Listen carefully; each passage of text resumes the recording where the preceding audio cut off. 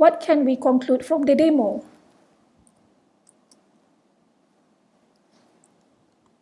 First, JSP creates dynamic content. We have seen from the demo that the same page displays different value when different requests are made. Second, the dynamic content is possible because JSP allows Java code to be embedded in between HTML tags.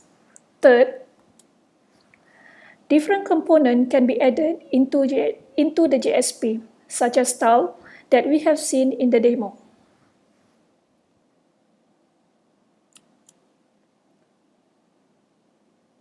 Fourth, when components such as style is applied in JSP, it did not mess up with the Java code. It makes the output of the Java code more presentable.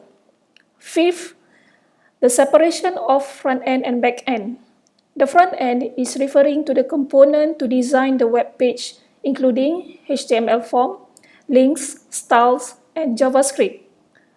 Whereas the back-end is referring to the implementation of the business logic and interaction with other applications and databases.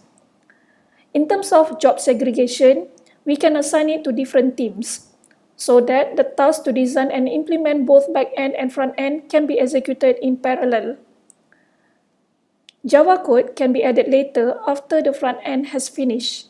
Finally, dynamic content at the front end is easier to generate with JSP than the servlet. In normal practice, JSP is dedicated for better presentation of Java result or codes on the browser, while servlet is dedicated to process requests from the client and also implementation of the business process.